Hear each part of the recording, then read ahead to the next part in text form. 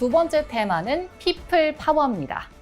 자, 한반도 통일에 있어서 굉장히 중요한 역할을 하고 계신 분이죠.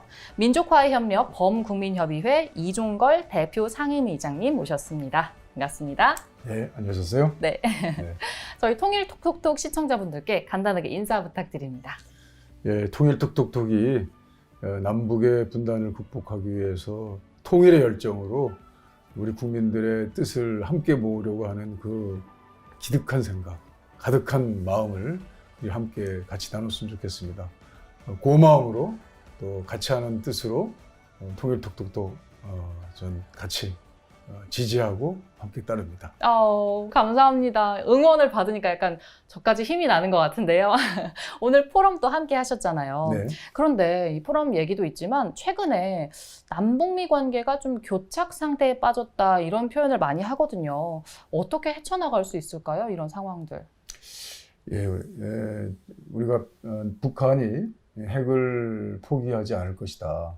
그런데 이 교착 상태를 풀기 위해서는 핵을 포기하는 걸 전제로 해야 된다라고 하는 그런 연역적 사고에서 시작하면 네. 시작도 못할 것 같아요. 그렇죠.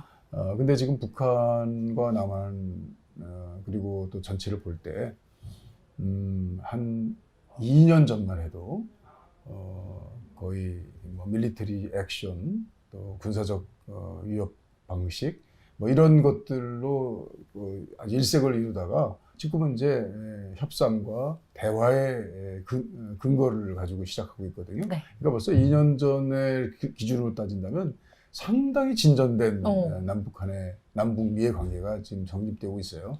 그래서 그걸 어떻게든지 중요한 자산으로 해서 풀어나가겠다고 하는 의지들이거든요. 그렇기 때문에 저는 꼭 그렇게 북한이 핵을 포기해야만 한다라고 하는 걸 전제로 시작하지 말고 네.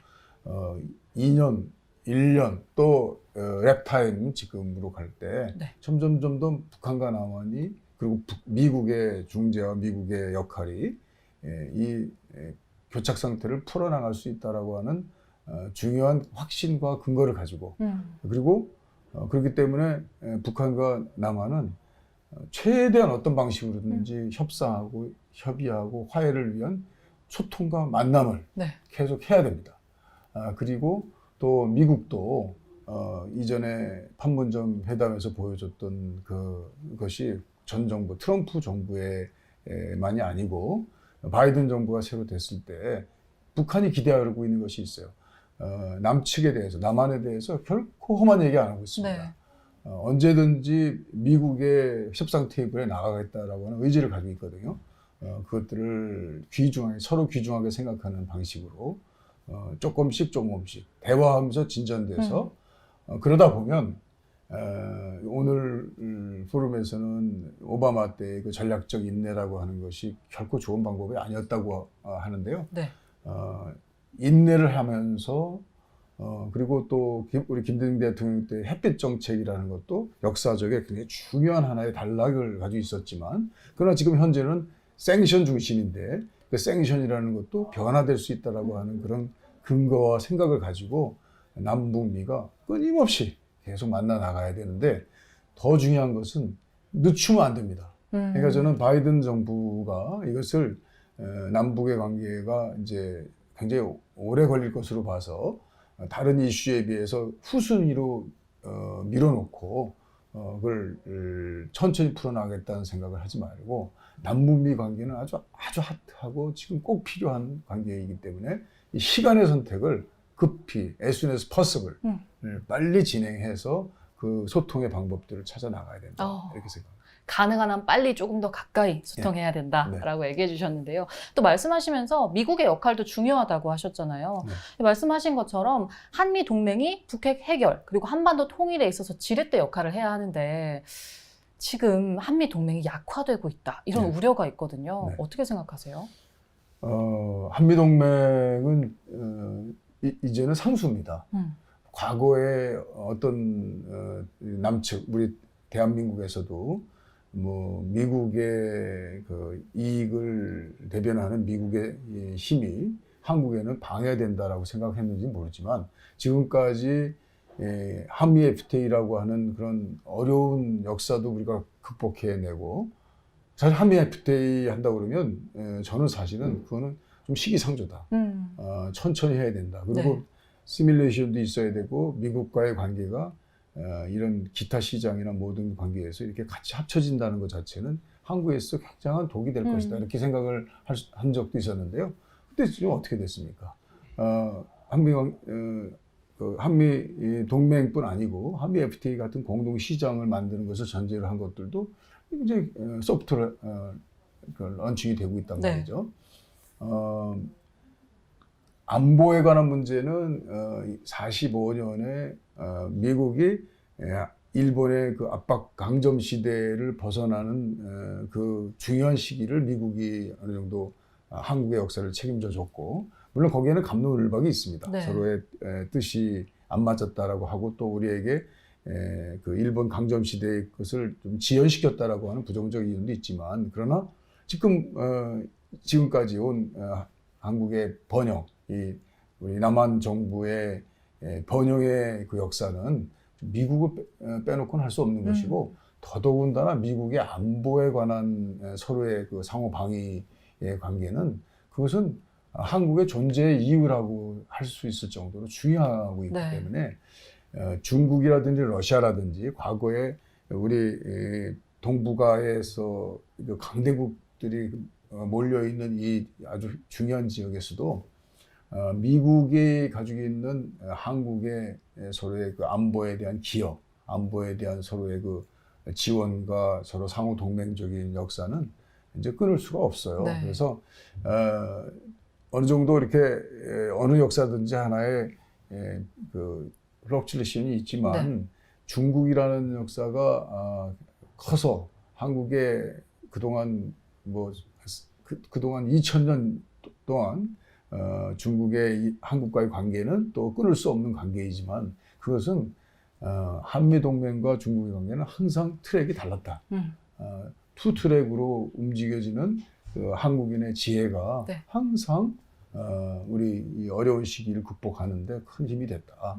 그렇기 때문에 형식적으로 어떻게 보면 한미 동맹이 좀 약화된다라고 했던 생각도, 그것이 오히려 한미 동맹을 강화시키는 하나의 근거가 됐던 역사도 있었고, 또 우리의 아주 큰 힘이 됐던 근거가 있었고 하기 때문에 저는 그것을 이렇게 수평적으로 항상 비교해 볼 것이 아니라 네. 역사적 고찰을, 또 한미 동맹의 그 트랙이 다른 그런 뜻을 좀 우리가 행간을 읽어가면서 볼 필요가 있겠다. 그래서 저는 그렇게 우려할 문제는 아니다. 네. 그리고 또 뭐 전작권을 이양한다든지, 또는 한미 동맹의 한미 군사 훈련이라는 게 있습니다. 그것들이 이제 시기 조절을 하는 데 있어서 그걸 유연성을 우리가 갖게 되는 것, 그것이 그 자체가 한미 동맹을 약화시키는 것이다. 네. 이렇게 볼 필요가 없고, 네. 서로 합의에 의해서 그 역사의 깊이와 우리 앞으로 가야 될 비전을 잘 서로 비교 형량해서 나간다면 그 문제는 염려할 것이 아니다. 이렇게 생각을 하는 거죠. 네. 이 한미동맹을 단편적으로만 볼 것이 아니라 역사적 맥락에서 들여다봐라 이렇게 얘기를 해주셨는데요. 사실 이 통일이라는 건 주체가 우리 국민이잖아요. 그러면 범국민적으로 통일 공감대를 어떻게 만드느냐도 중요할 것 같거든요. 여기에 있어서 우리 시민사회는 어떤 역할을 해야 할까요? 우리 시민사회도 이제 많이 성장을 해서 네. 예전에는 이제 어떤 권위주의 정부 때 시민을 압박하고 있는 시민 대 정부 이래가지고 항상 정부에 대해서 그러니까 저항하는 그런 뜻을 가지고 있는 시민단체가 이제 진정한 시민단체다 이렇게 생각을 한 적이 있었는데, 이제 우리도 시민사회도 성장했고 우리 역사도 두터워졌고, 그리고 또 정부도 꼭 무슨 권위주의 정부가 아니라 실용적인 정책을 가지고 네. 해나가는 정부, 또 남북 간의 분단에 있어서 아주 고민을 많이 하는 시민단체의 경우에도 여러 가지 스펙트럼이 커졌어요. 저는 그 시민단체의 여러 넓어진 생각들이 잘 통합이 돼서 어떤 일면적으로 볼 때는 북한에 대해서, 북한의 뭐 인권 문제에 관해서도 서로 입장을 달리할 수 있습니다. 그러나 어느 시민단체이든 통일을 반대하고 또 지금 약간 서로 분쟁 상태에서는 그 평화를 일궈 세우는 그런 상태를 오히려 방해하려고 하는 시민단체는 저는 그거는 우리 대한민국을 전제로 한 시민이라고 하는 시민단체의 의미는 거의 없다고 보기 때문에 시민단체가 가지고 있는 안정성, 네. 시민이 자발적으로 움직여지고 있는 힘의 근원들을 정부까지 모두가 다 잘 소통해서 함께 통합을 해서 그것이 남북의 관계에 약이 되고 비전이 될 수 있도록 만들어 나가는 그 지혜가 필요한 것 같아요.